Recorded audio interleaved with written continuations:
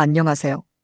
오늘은 니체, 공자, 쇼펜하우어라는 세 명의 위대한 철학자들이 우리에게 전하는 부모의 지혜에 대해 이야기해 보겠습니다. 김 씨는 58세입니다. 30년간 자영업을 하며 두 자녀를 키웠죠. 너희들을 위해 내가 얼마나 희생했는지 알아. 라는 말을 입버릇처럼 하며 대학 등록금부터 결혼 자금까지 모든 것을 지원했습니다. 하지만 지금 그는 자식들과 연락도 뜸해지고 경제적으로도 어려워진 상황에서 혼자 외로움을 감내하고 있습니다. 박 씨는 62세입니다. 퇴직 후 이제 아들이 나를 책임져야 한다며 아들 부부와 함께 살기 시작했습니다. 하지만 며느리와의 갈등, 손자, 교육 방침을 두고 벌어지는 다툼으로 가정은 전쟁터가 되었습니다. 아들은 아버지 때문에 우리 가정이 무너진다며 거리를 두기 시작했죠. 이 씨는 65세입니다. 노후 자금 3억 원을 자식들에게 미리 나누어 주며 나중에 나를 잘 부탁한다고 했습니다. 하지만 자식들은 그 돈으로 각자의 사업과 투자에만 몰두할 뿐 부모에 대한 관심은 오히려 줄어들었습니다. 이런 일들이 왜 벌어질까요? 수천 년 전 철학자들은 이미 그 답을 알고 있었습니다. 첫 번째 원칙은 니체가 말하는 죄책감을 주지 마라. 프리드리히 니체는 19세기 독일의 철학자입니다. 그는 기독교적 도덕관과 죄의식이 인간의 자유로운 삶을 억압한다고 비판했습니다. 특히 그가 강조한 삶의 긍정은 과거에 얽매이지 않고 현재를 온전히 받아들이며 미래를 창조해 나가는 태도를 의미합니다. 최 씨는 55세입니다. 딸이 대학교 2학년이 되어 갑자기 휴학하겠다고 하자 이렇게 말했습니다. 내가 너를 위해 얼마나 밤을 새워 일했는지 알아. 아버지는 허리디스크까지 생겼는데 내가 이렇게 나올 거야. 우리가 너한테 쏟아부은 돈이 얼마인지 계산해봐. 과외비만 해도 월 100만 원씩 4년간. 딸은 결국 죄책감에 못 이겨 원하지도 않는 경영학과를 졸업했지만 대학 4년 내내 우울증에 시달렸습니다. 졸업 후에도 부모님을 실망시킬 수 없다는 강박으로 대기업 취업에만 매달리다가 정작 자신이 무엇을 원하는지조차 모르는 상태가 되었습니다.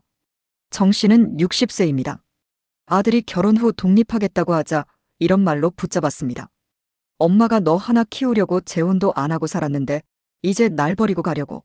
엄마 혼자 어떻게 살라고. 내가 나가면 엄마는 죽는다고 봐야 해.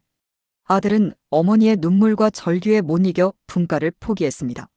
하지만 이로 인해 부부 갈등이 심해졌고 결국 2년 후 이혼하게 되었습니다. 니체는 이러한 부모의 행동을 르상티망 즉 약자의 원함과 복수심으로 설명했습니다. 부모가 자신의 희생을 무기로 자식을 조종하는 것은 사실상 자신의 무력감과 불안을 자식에게 전가하는 행위입니다. 니체가 말한 위버맨쉬 즉 초인은 이런 도덕적 굴레를 벗어던지고 자신만의 가치를 창조하는 존재입니다.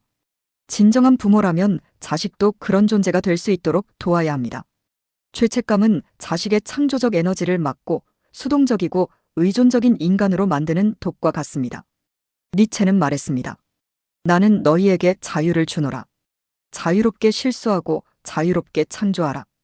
이것이야말로 부모가 자식에게 줄 수 있는 최고의 선물입니다. 두 번째 원칙은 공자가 말하는 자식을 보험으로 삼지 마라.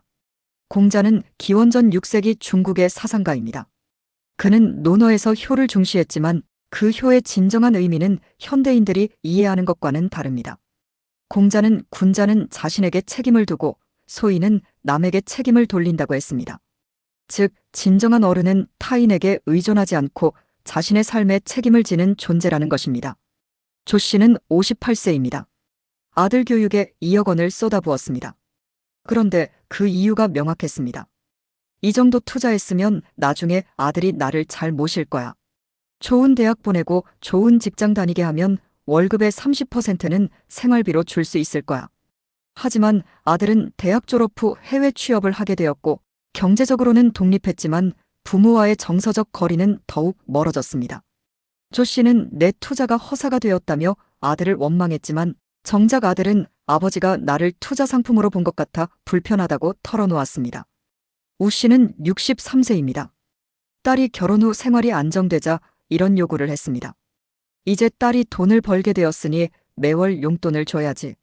30년 동안 키워준 값을 해야지. 다른 집 딸들은 다 부모님께 용돈 드린다. 딸은 경제적 부담도 부담이지만 부모가 자신을 투자 회수 대상으로 보는 것 같아 상처받았습니다. 결국 가족 모임도 피하게 되었고 부모와의 관계는 의무적인 연락으로만 유지되고 있습니다. 공자는 군자와 소인의 차이를 이렇게 설명했습니다. 군자는 의를 추구하고 소인은 일을 추구한다. 군자는 자신을 탓하고 소인은 남을 탓한다. 이를 부모와 자식 관계에 적용하면 군자 부모는 자신의 노후를 자신이 책임지고 자식과는 이해관계가 아닌 진정한 정으로 관계를 맺습니다.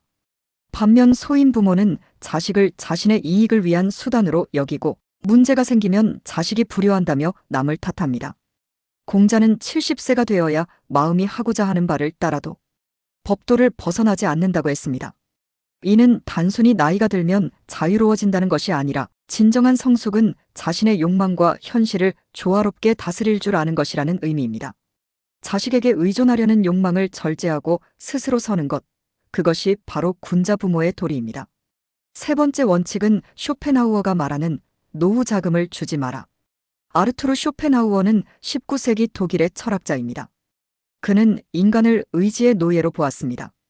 그에 따르면 인간의 모든 고통은 끝없는 욕망에서 비롯됩니다. 무언가를 원할 때는 결핍으로 고통받고 얻고 나면 권태로 고통받으며 다시 새로운 욕망을 추구하는 악순환에 빠집니다. 박 씨는 64세입니다. 노후 자금 5억 원을 두 자녀에게 미리 나누어 주었습니다. 나는 죽어서 유산 상속으로 너희가 싸우는 것을 보고 싶지 않아. 미리 나눠줄 테니 잘 써라. 하지만 결과는 예상과 달랐습니다. 큰아들은 그 돈으로 부동산 투자를 했다가 실패해서 부모에게 추가 지원을 요구했습니다. 둘째 딸은 남편과 그 돈 사용법을 두고 갈등을 빚어 결국 이혼 위기까지 갔습니다. 두 남매는 형은 더 많이 받았다, 동생은 관리를 못한다며 서로 원망하기 시작했습니다. 김 씨는 59세입니다. 아들의 결혼자금 3천만 원을 지원하면서 이런 조건을 달았습니다. 이 돈은 그냥 주는 게 아니야. 너희가 나중에 나를 잘 모시는 조건이야. 그리고 손자는 무조건 우리 성을 따라야 해.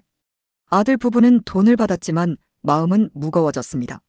매번 부모님을 뵐 때마다 이 돈의 대가를 하고 있는가라는 부담감이 따라다녔습니다. 결국 부모와의 만남이 의무와 부담의 시간이 되어버렸습니다. 쇼펜하우어는 돈은 인간의 행복을 위한 수단이지 목적이 아니다라고 했습니다. 하지만 현실에서는 돈 자체가 목적이 되어 인간관계를 왜곡시킵니다. 부모가 자식에게 돈을 주는 행위의 이면에는 세 가지 욕망이 숨어 있습니다. 첫째는 통제욕, 돈을 빌미로 자식의 삶을 조종하려는 욕구입니다. 둘째는 인정욕구, 경제적 지원을 통해 존재감을 확인하려는 욕구입니다. 셋째는 불안감, 관계의 지속성을 돈으로 보장받으려는 욕구입니다. 이런 욕망들은 결국 부모와 자식 모두를 고통스럽게 만듭니다.